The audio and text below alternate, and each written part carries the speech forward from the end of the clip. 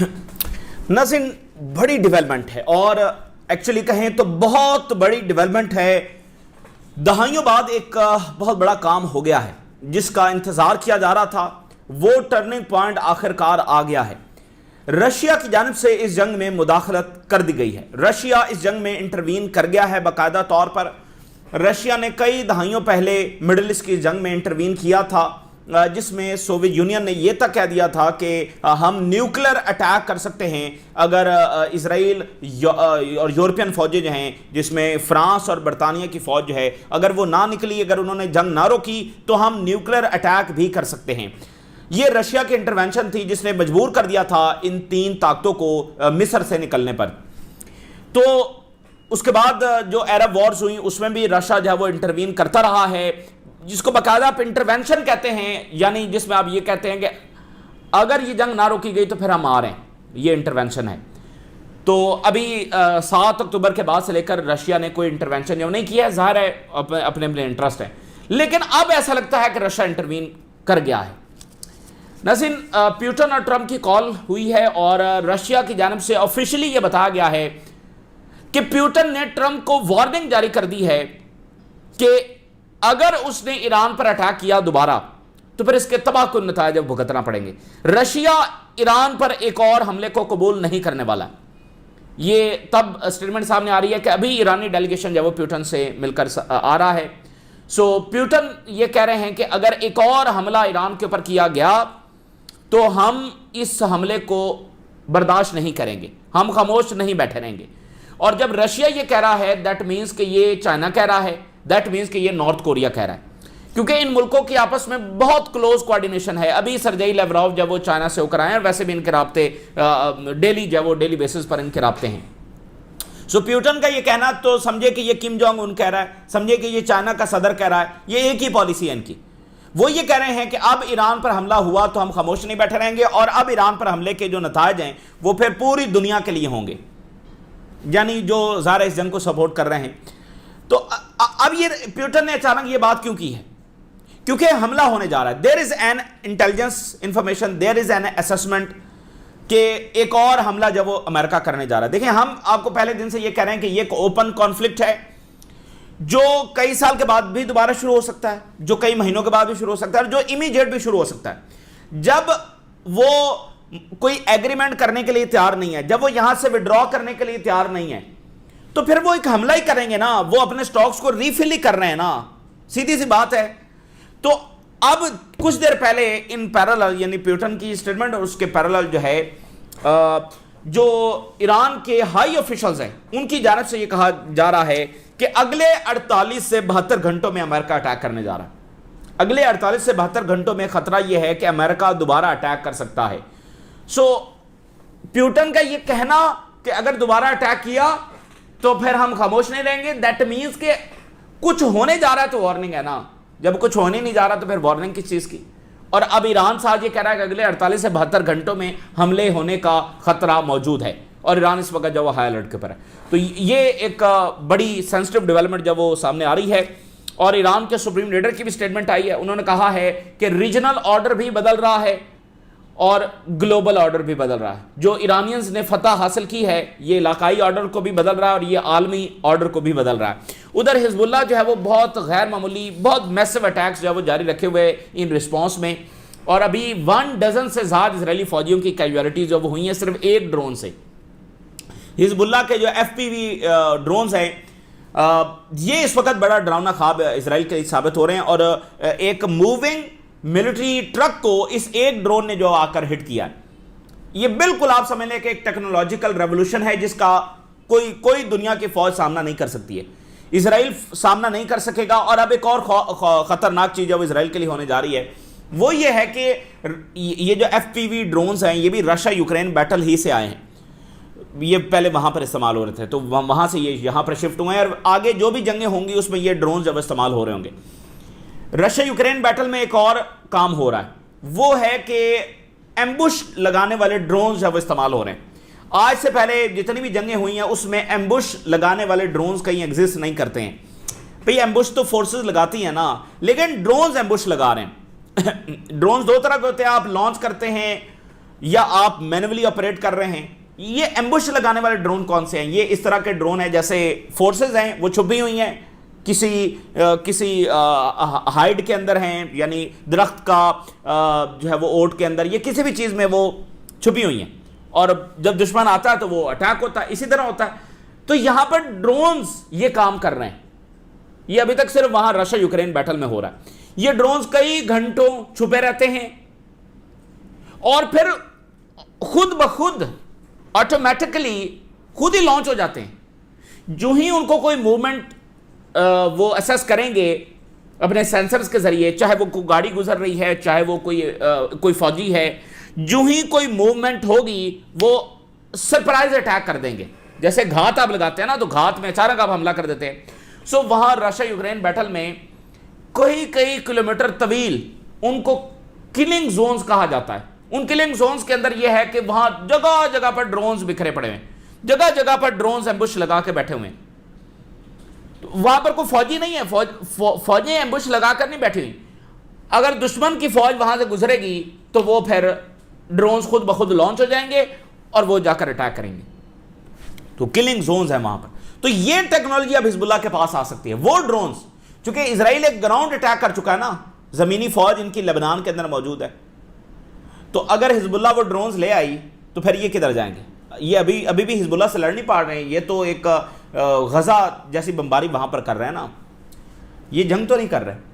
तो अगर हिजबुल्लाह वो टेक्नोलॉजी ले आई जो कि उनके पास आएगी, ये एफपीवी ड्रोन्स वहीं से आ रहे हैं, तो फिर इजराइल क्या करेगा? तो ये सूरत हाल है। अच्छा, उधर मिस्र की आर्मी जो है वो एक्टिव हो रही है, मिस्र की ड्रिल जब वहां पर जारी हैं उसके ऊपर भी काफ़ी एक इजराइल में हंगामा जो मचा हुआ है। ये सूरत हाल मैं आपके सामने रखूंगा। और सबसे पहले मैं ट्रम्प की स्टेटमेंट आपके सामने रखता हूं। ट्रम्प ने एक तो यह है कि आबनाए हुर्मस को स्टेटमेंट जारी एक ट्वीट किया है और उसकी बाकायदा एक साथ पिक्चर भी शेयर की है जिसमें स्ट्रेट ऑफ हुर्मस को स्ट्रेट ऑफ ट्रम्प उसने डिक्लेयर कर दिया।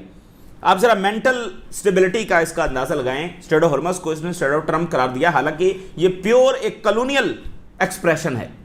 यानी आप किसी के लैंड के ऊपर, अभी जैसे गल्फ ऑफ मैक्सिको को गल्फ ऑफ अमेरिका जब वो ट्रांसफर किया, रीनेम किया, तो ये बाकायदा कॉलोनियल माइंडसेट है। ये स्टेटमेंट बड़ी इंपॉर्टेंट है अमेरिकी मीडिया की। ट्रंप ने एक प्राइवेट कन्वर्सेशन के अंदर कहा, Trump is calling himself the most powerful person on planet earth to ever live. ये बात बहुत इंपॉर्टेंट है। यानी देखें, इस वक्त अमेरिका वही करेगा जो ट्रंप ऑर्डर करेगा। सो ट्रंप की मेंटल स्टेबिलिटी क्या है, वो सोचता क्या है, उसका वर्ल्ड व्यू क्या है, ये मैटर करता है ना। क्योंकि इस वक्त ट्रंप अगर कहेगा न्यूक्लियर अटैक करना है तो न्यूक्लियर अटैक हो जाएगा। अगर ट्रंप कहे कि ईरान पर हमला करना है तो ईरान पर हमला हो जाएगा। अगर ट्रंप कहे कि चाइना पर हमला करना है तो चाइना पर हमला हो जाएगा। यानी अमेरिका दुनिया की सुपर पावर, उसका कंट्रोल ट्रंप के पास है। सो ट्रंप की ये आप जरा मेंटल स्टेबिलिटी देख लें। आपने देखा कि वो बादशाह की तरह बिहेव करता है, एज अ किंग। फिर मजहबी एंगल, यानी वो उसने ये कहा कि मैं इंसानी तारीख में प्लेनेट अर्थ पर सबसे ज्यादा ताकतवर तरीन शख्स हूं, ever lived in human history. यानी वो अपने आप को ऐसा सोचता है कि मतलब वो सबसे सुपीरियर है और वो बहुत ताकतवर है और वो किसी के ऊपर भी जंग छेड़कर उसको जो है वो मलिया मेट कर सकता है, और फिर उसकी अपनी मोरालिटी ही सबसे बालातर है। वो जिसको सही समझेगा वो चीज सही है, जिसको गलत समझेगा वो चीज गलत है। और God like character Zionist lobbies को बताती रहती है कि ही इज। और ट्रंप ने कहा कि वो ऐसे याद रखा जाना चाहता है कि उसके पास बेपनाह ताकत थी जो दुनिया में रहने वाले किसी भी इंसान के पास, किसी भी हुक्मरान के पास कभी नहीं थी। ट्रंप वो शख्स था इन ह्यूमन हिस्ट्री में जिसके पास सबसे ज्यादा ताकत थी और उसके पास सबसे ज्यादा फोर्स ऑफ विल थी। जो कोई दूसरा जो काम नहीं कर सकता था वो ट्रंप ने किया, उसके पास इतनी फोर्स ऑफ विल थी। ये इसके बाकी अगर आप चीज़ों को कनेक्ट करें तो ये बार बार है, ये और इसके बाकी जो खुशामदी हैं वो ये कह रहे होते हैं कि ईरान के खिलाफ देखें ट्रंप ने कितनी फोर्स ऑफ विल दिखाई है कि कोई और सदर जो वो तो बड़े डरपोक थे, बाकी सदूर जो वो बड़े डरते थे ईरान से। देखो ट्रंप ने क्या किया। यानी ये लोग अजीब ही दुनिया में रह रहे हैं। अजीब ही दुनिया में रह रहे हैं। और कांग्रेस और खुद अमेरिकन शॉक्ड हो गए हैं, जो पीट हेगसेथ ने वहां पर जाकर है जो टेस्टिमनी हुई है, उनके माइंडसेट से कांग्रेस शॉक हो गई है। प्रोफाउंडली रॉन्ग है ना, बुनियादें ही खराब हैं, तो ऊपर जो इमारत है उसको आप क्या, एक होता है किसी एक इशू पर गलत बात करना, वो बुनियादें ही खराब हैं, तो फिर आप क्या करेंगे। तो अब मैं आपके सामने जब वो बाकी चीजें रखता हूं, प्यूटन ट्रंप की कॉल हुई है, रशिया की ये ऑफिशियली, रशिया के जो प्यूटन के जो तर्जुमान हैं, ये उनकी स्टेटमेंट आपके सामने, उन्होंने बताया कि कॉल में क्या बात हुई है। यानी अब ये कोई स्पेकुलेशन नहीं है, ये ऑफिशियल नैरेटिव में, ऑफिशियल बयान आपके सामने रख रहा हूं। प्यूटन ने ट्रंप को वार्निंग जारी की है, मतलब ये आपने कब सुना है कि प्यूटन ने ट्रंप को वार्निंग जारी की हो, बातचीत होती है, लेकिन वार्निंग जारी की है प्यूटन ने ट्रंप को। भाई इससे ज्यादा रशिया और क्या कह सकता है, इससे सख्त को बात हो नहीं सकती ना। प्यूटन ने ट्रंप को वार्निंग जारी की। अगर ईरान जंगबंदी नाकाम हुई तो इंतहाई संगीन नताज अब सामने आएंगे। ईरान के खिलाफ अगर ग्राउंड अटैक किया गया तो यह हमारे लिए नाकाबिले कबूल होगा, अनएक्सेप्टेबल होगा और इसे खतरनाक समझा जाएगा प्यूटन। क्योंकि देखें, हमने आपको बताया है कि अब दोबारा जंग शुरू करने में क्या है, अब दोबारा जंग शुरू करने का मतलब है जमीनी फौज उतारना, क्योंकि बमबारी वो करके देख चुके हैं, मजीद बमबारी से भी उनको कुछ हासिल नहीं होगा। सो अब उनको जमीनी फौज जब उतारना पड़ सकती है। हम आपको बता रहे थे ना, एक तरफ जंगबंदी ये मुआहिदा खड़ा है, दूसरी तरफ जमीनी अटैक खड़ा हुआ है।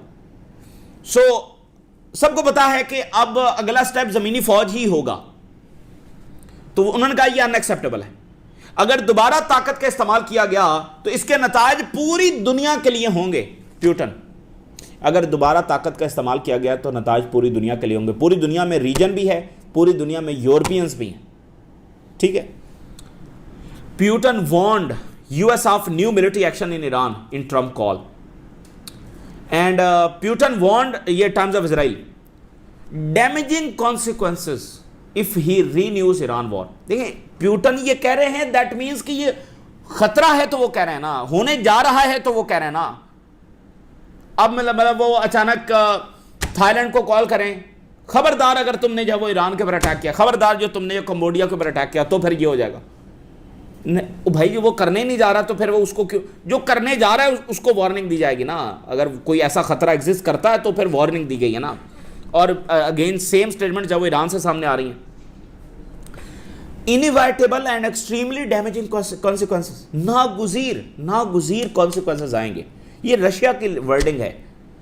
अब मतलब कोई पीछे कसर रह नहीं गई है। रशिया की वैसे भी बात बहुत क्रेडिबल है, इतने सख्त अल्फाज वो इस्तेमाल कर रहे हैं। और कॉन्सिक्वेंसेज आएंगे नेबर्स के लिए, हमसाया ममालिक के लिए, रीजन के लिए और पूरी दुनिया के लिए। Putin and Trump during their call to continue efforts to resolve conflicts and there are no specific details yet. और फिर ये कहा गया कि क्वेश्चन जारी हैं कि इसको एक एग्रीमेंट की तरफ लेकर जाया जाए। जो मोहसिन रज़ाई हैं, ये फॉर्मर IRGC के कमांडर इन चीफ हैं, बड़े आला ओहदेदार, कमांडर इन चीफ IRGC को सबसे बड़ा होता। उन्होंने कहा है कि खदशा है कि अगले 48 से 72 घंटों में जंग दोबारा शुरू हो सकती है।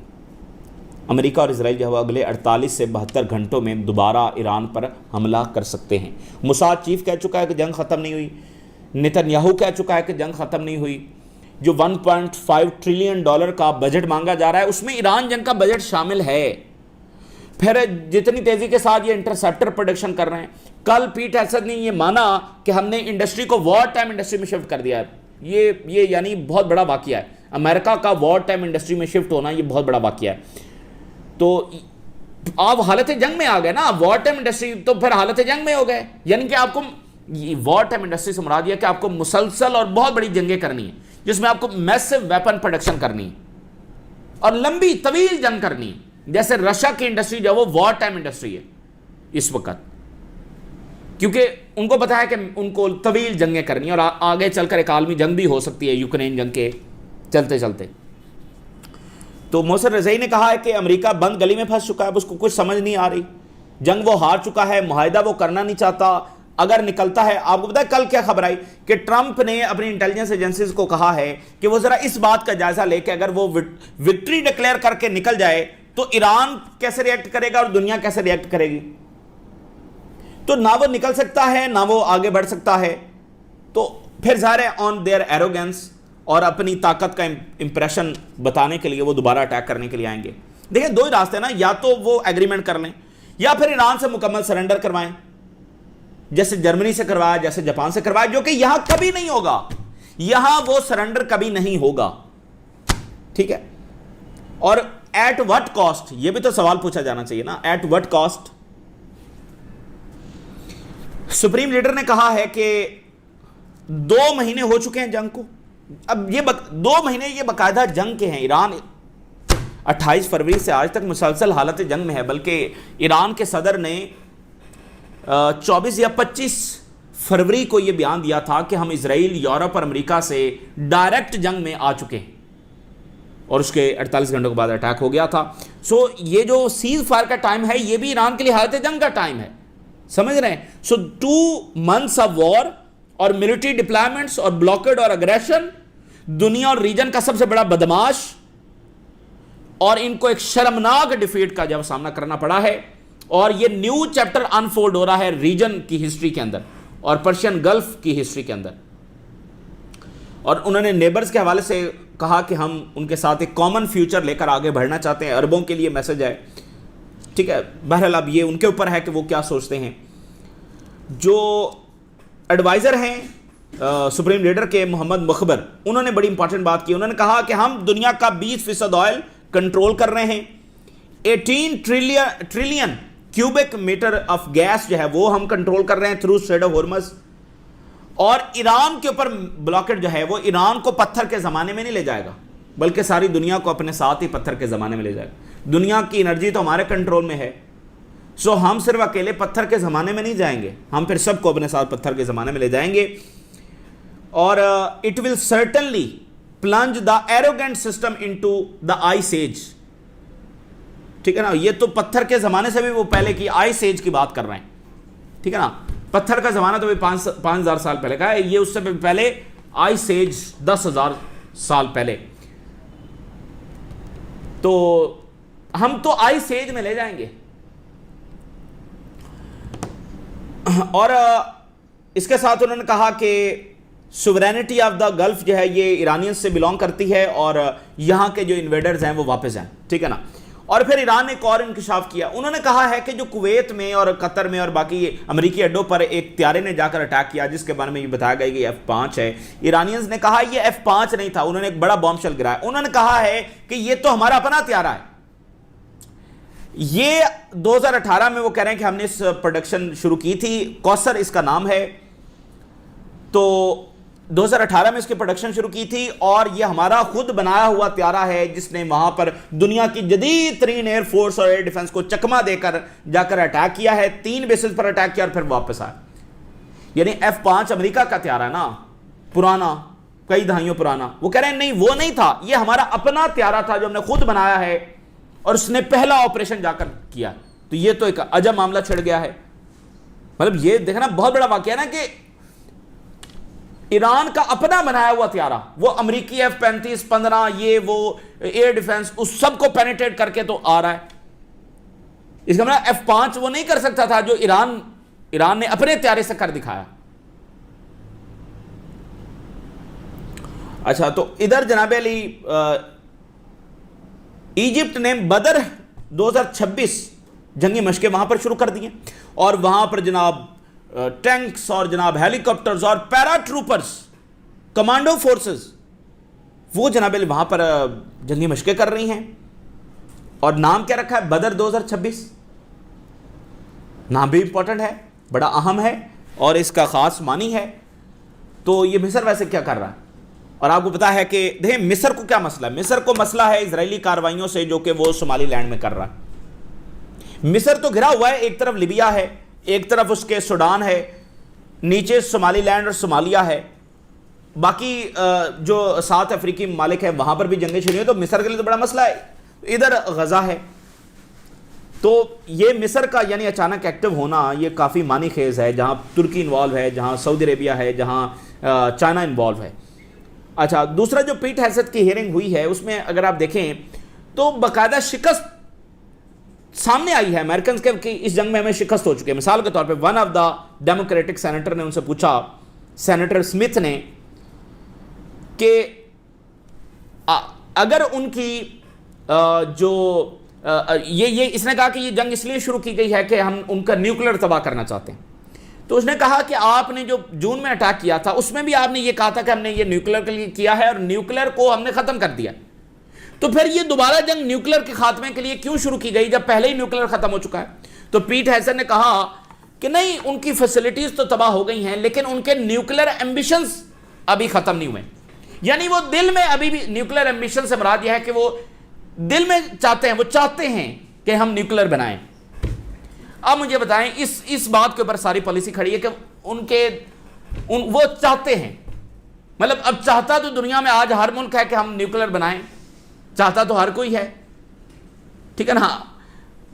तो फिर इस बुनियाद पर अटैक होगा। यानी बात करने का मकसद यह है कि उनके पास कोई नैरेटिव नहीं, कोई जवाब देने, ये कोई जवाब है भाई? ये ऐसे फिर आप कोई भी जवाब देते रहे, ये कोई जवाब नहीं है कि नहीं जी उनके न्यूक्लियर एम्बिशन। भाई न्यूक्लियर एम्बिशन पर कैसे खत्म होंगी? ईरान को फिर सब ऐसे से मिटा देंगे तो फिर ही ये तो फिर तब खत्म होगा। इस बुनियाद पर जंगें तो नहीं होती और ना ये कोई जवाब है। दैट मीन्स कि वो कुछ भी हासिल नहीं कर सके और इधर उधर की बोंगियां जब मार रहे हैं। अच्छा, फिर बड़ा वाकया है टकर कार्लसन के शो में जो फॉर्मर रिपब्लिकन जो मागा का भी हिस्सा हैं टेलर ग्रीनी, उन्होंने कहा कि देयर इज प्रूफ है और चीज़ें हैं कि ट्रंप ने ज़ायनिस्ट लॉबी के साथ एक सीक्रेट डील की सदर बनने के लिए। जैसे जो भी ज़ायनिस्ट लॉबी कहेगी वो ट्रंप ने करना है और उसके बदले में इसको सदर बनाया गया। और ये बात मतलब जैसे विक्टर ऑर्बन है, विक्टर ऑर्बन को भी इसलिए प्राइम मिनिस्टर बनाया गया कि उसने जो इजराइल कहेगा वो उसने करना होगा। ये बाकायदा वो इजराइल आया था और वो बाकायदा अहद उसने किया, फिर वो प्राइम मिनिस्टर बना। तो यहाँ पर इसने जो वो अच्छा, फिर प्रोफेसर मेयर शैमर ये कह रहे हैं कि मार्को रूबियो और जेडी वैंस एक रियल डील करने के लिए तैयार नहीं है ईरान से, जो कि अपॉर्चुनिटी है, जो कि अवेलेबल है, चूंकि इनको पता है कि अगर ज़ायनिस्ट लॉबी को नाराज किया तो हम अगले सदर कैसे बनेंगे। तो इनको ये मसला है। तो हिजबुल्लाह ने जनाब अली शुमेरा के इलाके में अटैक किया है। 12 से ज़्यादा इजरायली फ़ौजी जो है वो उसमें उनकी कैजुअलिटीज़ हुई हैं। एक बड़ा वाक़या है काफ़ी इजराइल में, इजराइल जो इस वक्त जब वो हिला हुआ है, इस वाक़े को 12 से ज़्यादा कैजुअलिटीज़ जब उनकी हुई हैं। तो ये ताज़ा तरीन डेवलपमेंट्स है जो हमने आपके साथ शेयर किया। हम राज़ लगा करें इजाज़त। अल्लाह हाफ़िज़।